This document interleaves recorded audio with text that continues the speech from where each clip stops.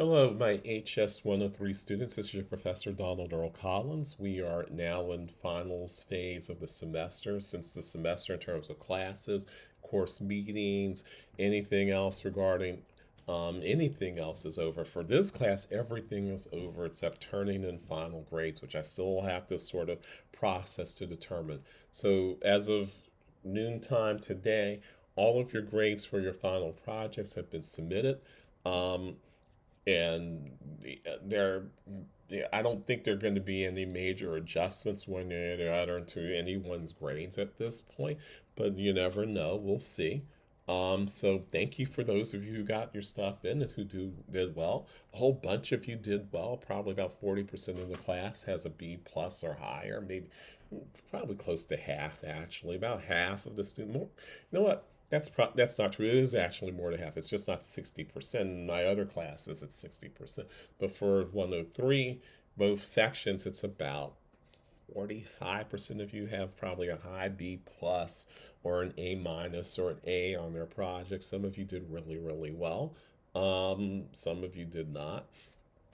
And there were unfortunately about a half dozen or so you who didn't really do particularly well on your projects.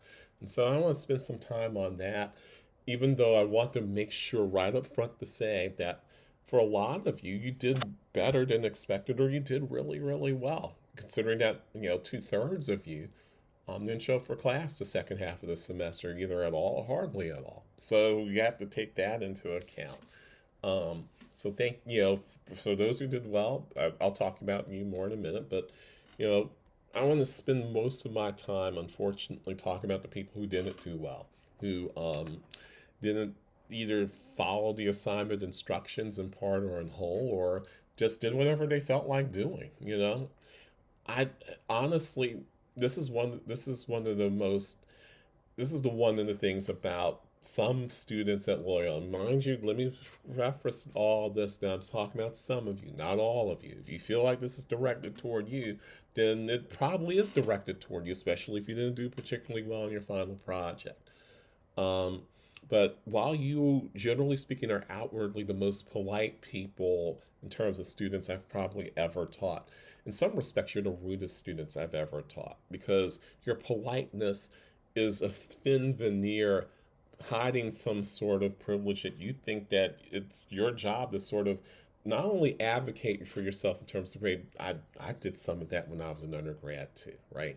But to advocate and practically demand a grade change because I overlooked something or um, because you worked really hard on this project or because it's not your fault that this didn't work or that didn't work. That is not taking responsibility for your actions. you know I spend tens of hours, probably spends the equivalent of sometimes a full work week's worth of time just grading your stuff when I grade it. Meaning that if I sit down with your stuff, I don't just look at it for 5 seconds and give you a grade. If you submitted something with a video, that means I had to sit there and watch your video, no matter how freaking boring I thought it was, right? Or listen to your audio podcast, no matter how monotone it was. Or I had to read through your PowerPoint and see if all the buttons and bells and whistles worked on it. And if it did, I contacted you. But if I contacted you and submitted something again and it still didn't work, I wasn't going to keep contacting you about it. You're supposed to make sure your stuff works. That is not my job, right? It's not my job to make sure that all your bells and whistles works. It's my job to make sure that I can get it out to other students as part of this process so they can comment on what you submitted, right? If you submitted something of poor sound quality, I'm not going to have you do it over again. You obviously tried to do it over, and this is the best you could do. It might be the best you could, might not be good enough, but I'm not going to make you go through it again. You know why? Because you're adults. You're supposed to know what it is you're handing in when you hand it in. And if you don't hand it in a timely fashion, if it's not the complete project, then you did have time. You had time to get that in. You literally had from the time spring break ended. So Monday, March 13th, I started talking about your proposals for this project on March the 14th. I approved probably 65% of all proposals the following week, which meant you had a month to basically get this right. And then you had a whole week after you submitted it, after I gave links to everybody's stuff, to go check out those links to make sure your stuff worked. And if it still didn't work, then you could have contacted me and say, hey, professor, my stuff's not working. Can I please at least submit you the complete package to you so I can get the best possible grade? You don't wait until the end of the semester, until courses are over, until the 1 week deadline past the original deadline that's passed, so you end up with a zero. They'll come to me and go, hey, can you give me this? Or ask me for extra credit that. Or complain about stuff that didn't work then. It's too late. It's too late at that point. And here's the thing about it. The short end of this is basically grow up, grow the heck up, right? Things are not going to get easier just because you want them to get easier. Just demanding stuff is very immature and very juvenile to expect me to suddenly come, after I've turned in grades, 10 minutes after I turn in grades, 15 minutes after turning in grades, to send me an email complaining about stuff not working the way you wanted it to, and therefore I'm supposed to take that into account and change your grade and do these other things. No, that's not my job. I've been flexible the entire semester. Flexibility is built into the entire course, right? It's not suddenly my job to be flexible after the course is over, after the semester is over, just so that you can get the highest possible grade. One of the reasons probably why I have as many gray hairs as I do at 53 is because I'm listening to people like you complaining all the time about your crap not being right. When you're turning in half-baked assignments that are that are completely mailed in, that don't deal with historical context, much if at all, historical significance, much if at all, that proposes almost preposterous artifacts considering the topic that you're doing, right? And you do them in preposterous ways without a thesis, without proving said significance, without any of that, and then expect to get a grade higher than a C or a D. I think that's ridiculous, to be perfectly honest with you.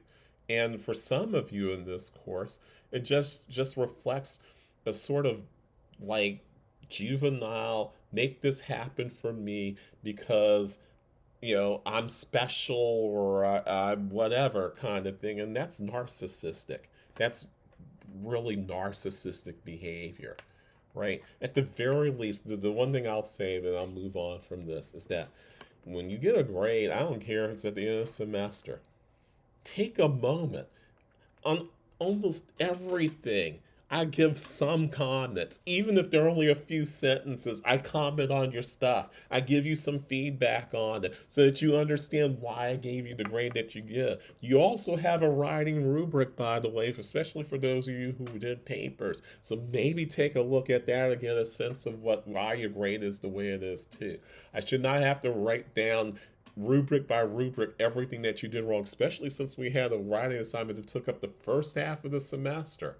And for those of you who just think, you're just tough, Professor, all apparently not that tough considering how many A's and A minuses I managed to give out between the two sections here. So apparently I'm not that tough. You just have to meet a standard that everybody's supposed to meet, not just because I'm being arbitrary, because it's a standard. So that's my nicest way of saying this, is that if people say this is unfair, yeah, it's unfair. You know why it's unfair? Because all of life is unfair. I am using standards of fairness, but those standards might themselves be unfair from your standpoint, because there's no way that you could have possibly done all your work at the last minute and then possibly submitted this to meet the same standard that people who actually did their work, spent at least 2 weeks getting their work together and get their crap together so they would have a proper presentation, a proper project with an artifact that is weaved in with historical context, that is weaved in with historical significance, that is weaved in with legacy. This wasn't that hard. It really wasn't. And yet some of you made this so hard that some of you are now working harder to convince me to change your grade than you ever worked on your project in the first place.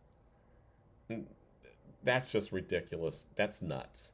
And and for those of you doing that, you don't even care. You obviously don't even care about what I think as your professor. You just think I'm supposed to just slap a grade on you.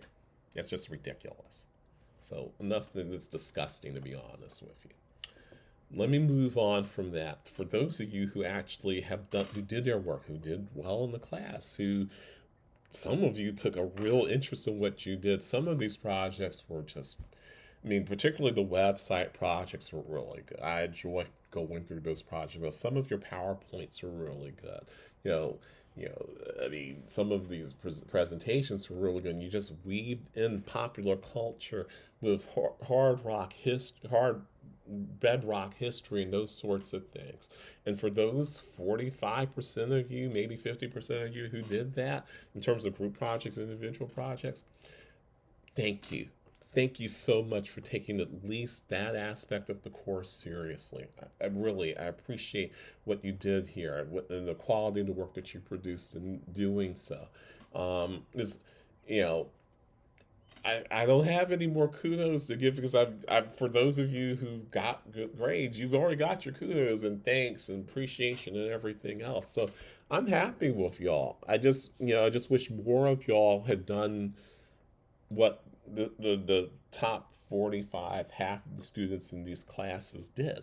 I just wish that all of you had taken it more seriously and done that instead of just mailing it in and then complaining about your grade afterward. So, with that, I wish all of you who are graduation, um, who are finishing the semester, first of all, great summer. Coming back next year, I hope you have a great year and thereafter. In and out of the classroom, hopefully things get better for all of us as the society sort of devolves into different sorts of ways. But there could be good times found even in the worst of times too. So I hope they're more good than bad for all of us.